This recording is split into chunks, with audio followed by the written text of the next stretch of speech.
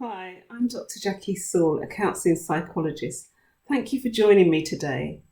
I'm the co-author of one of the modules on NSPC's MA in Diversity, a module which focuses on race, culture and religion. And I'm going to talk today about the diversity of experiences and responses to anti-Black racism among Black people.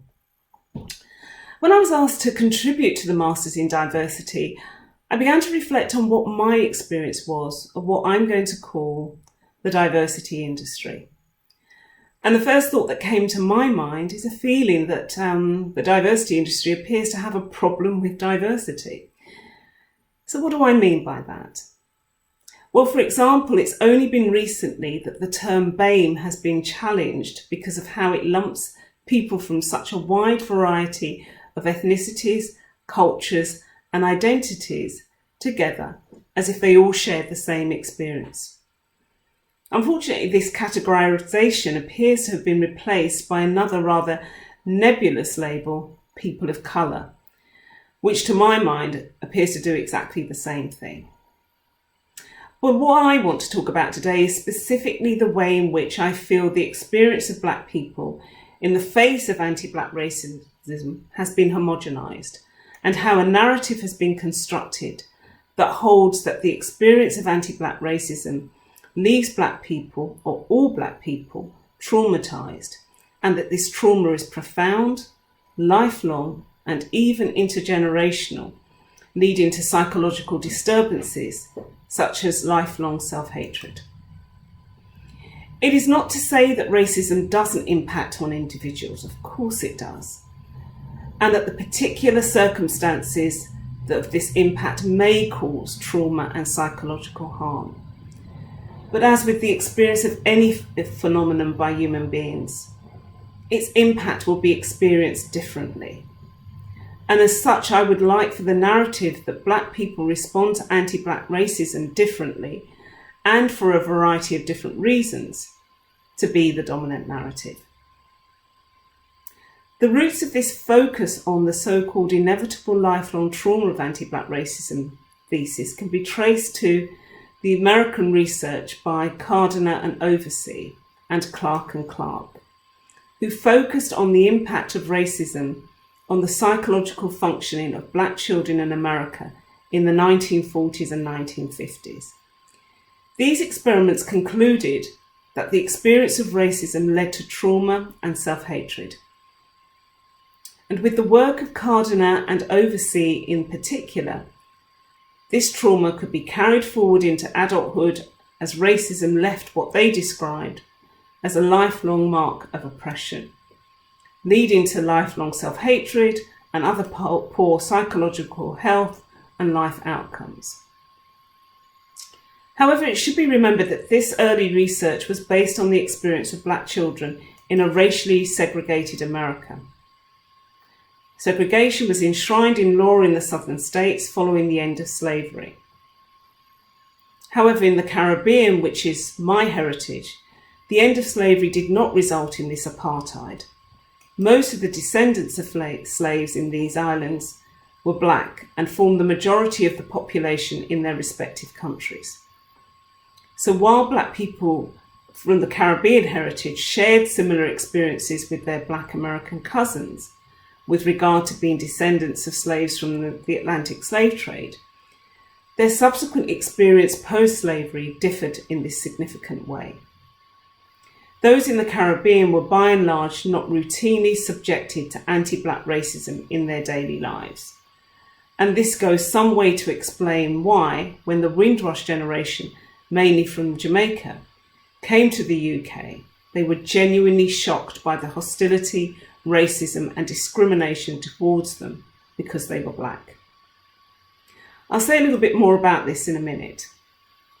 But going back to the roots of the self-hatred and lifelong trauma narrative, while the intention of this narrative may indeed have been to highlight the evils of anti-Black racism, one consequence is that it perpetuates the idea that all Black people are the same, that we are impacted by and respond to the experience of racism in the same way because we share the same experiences.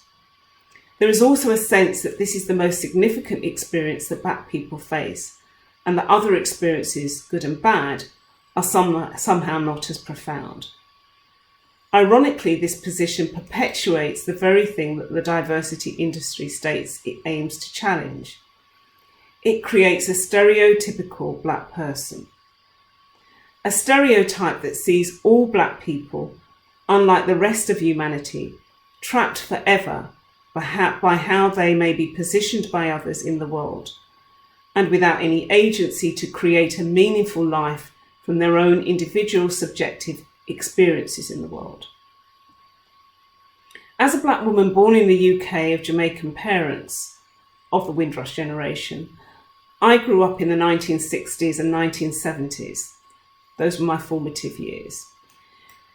And this was a period of not only overt racism in Britain, but a constant sense that my Caribbean heritage in general and Jamaican culture in particular were of little value. My parents and others of their generation endured terrible discrimination and racism. But because, as is the case with any human being, they had had their own individual experiences back in the Caribbean before they came to the UK, and had had numerous other experiences apart from racism in the UK, the outcome for this generation and their children was truly diverse. Yet we hear very little about the diversity of these experiences. In 2018, I undertook research into the lives and experiences of 6 black professional British-born women who were born in the UK to Jamaican parents of the Windrush generation. They, like me, lived their formative years during the 1960s and 1970s. All these women had achieved great success in their chosen careers. And I was interested in how these women lived their lives, how they were shaped by and responded to different events in their lives, and how this influenced their journey towards their choice of their chosen career, and the achievements that they obtained both personally and professionally across their lifespan. By focusing on this group of women, I was able to hear how they and their parents responded to overt racism and discrimination that was so characterised within a particular historical period within British social history. This was a period when there was little protection from the state in the face of racial discrimination. However, running in parallel to this period, there were significant social events taking place in Africa, America, and the Caribbean, namely the civil rights and black consciousness movements.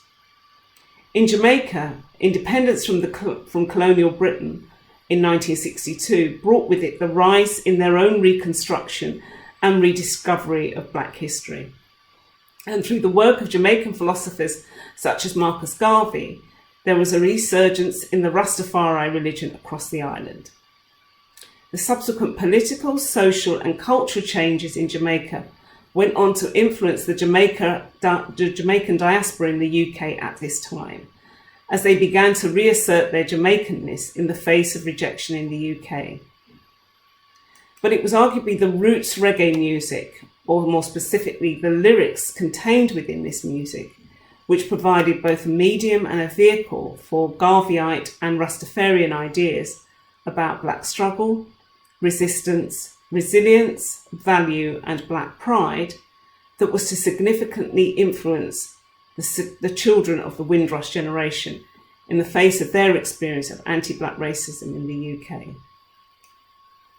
Selecting this group of women enabled me to find out how each of them had experienced their lives, particularly in their formative years, as part of the first significant black population in Britain. So let me give you a flavour of the stories that they told me. Most of the women in my research described their early preschool experiences as living within very Jamaican households. Although all my participants experienced racism themselves and saw their parents experience it, some told me stories of their parents' resilience, creativity and hard work in the face of this experience. Many spoke about how their parents passed on their Jamaican culture to them through the food, music and socialising with other Jamaicans or Caribbean families within tight-knit communities. Some spoke about how their parents discussed politics in Jamaica, following closely the social events taking place there, and how they had an expectation that their children should do well in the UK, because for them, their children had value, they weren't inferior. It was almost as if they could not see why their children would struggle, as they felt that they were as good and capable as anyone else. Now, of course, not all parents in my participants' narratives relayed this to their children. But again, what I'm trying to establish and say here is that some of them did. But one thing which was in common from all my participants was that all their parents had arrived in Britain from Jamaica, and despite any differences in their parents' previous social status or education or experiences, because of the discrimination they encountered, many could only find unskilled or low-paid work, often within the public sector. Along with this, many were excluded from private renting because of discrimination, and so lived with other black families in the most deprived areas of major cities. In London, for example, many of these deprived areas were in places like Notting Hill, Brixton, Clapham, Battersea and Peckham. These deprived areas soon had significant Caribbean, mainly Jamaican populations. Because many of the Windrush generation were excluded from housing, for many the response was to establish what is known in the Caribbean as partner schemes. A partner is basically an informal bank set up by a group of friends and acquaintances who deposit a set amount of money each week with the banker being a trusted member of the partner group. And it was the banker's job, without the aid of an Excel spreadsheet, by the way, to calculate when each member, after a period of time, would be eligible to take a draw of the pot of savings. The bigger the partner group, the more substantial the draw could be. In the face of being excluded from decent private rental accommodation, many used their money to put down deposits to purchase houses, typically in these undesirable areas. This is a demonstration of a creative response to their experience of discrimination. Of course, the other irony of this story is that over time, these areas that I've described before in parts of London became more and more desirable because of their proximity to the centre of London. So some of these savvy first-generation Caribbean British people now found themselves in their later lives living in million-pound properties. And some of these first generation used their wealth to invest in their children's education and to buy homes back in the Caribbean, where many later returned to retire. For most of my participants, they had memories of how much their parents focused on the importance of education, although many of them told me stories about the racism and discrimination that they had endured at school, which did lead them to self-hatred or self-sabotaging behaviour. Many of them observed that a significant turning point in their relationship with their blackness was the civil rights events in America. However, even more importantly, as was mentioned earlier, some spoke about the impact on them of Rastafarian ideas about black pride, which they accessed through roots reggae music and the reading of stories about black Jamaican heroes such as Marcus Garvey and Nanny of the Maroons.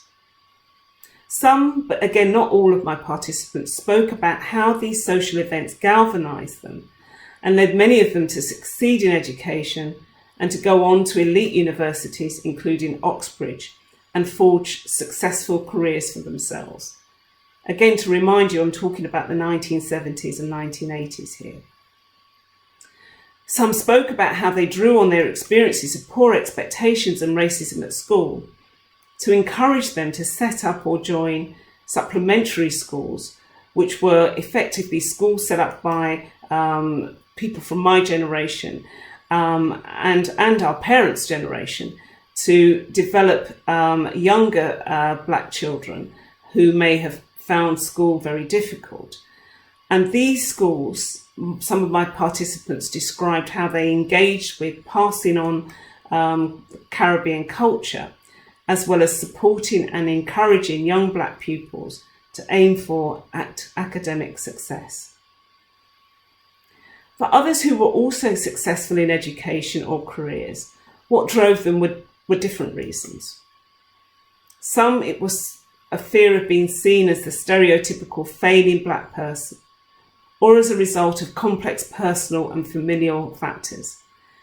Again, this should not be seen as untypical. Why shouldn't there be a variety of responses?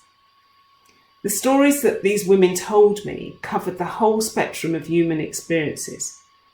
Some stories that they described were sad, disturbing, and traumatic, but others were really funny and inspiring. I recount these stories not to try to deny the reality of the impact of racism on people's lives, but to illustrate that while some people did succumb to the pain of anti-black racism, which contributed to difficult life outcomes, others did not. Why people behave differently in the face of similar phenomenon is usually of universal interest to psychologists. So it should not be surprising that you would get the same diversity of response among black people. There may be some black people who may agree with my views here, and others who may think that I'm way off base. But that's okay, because it proves my point that we're not all the same. Thank you for listening.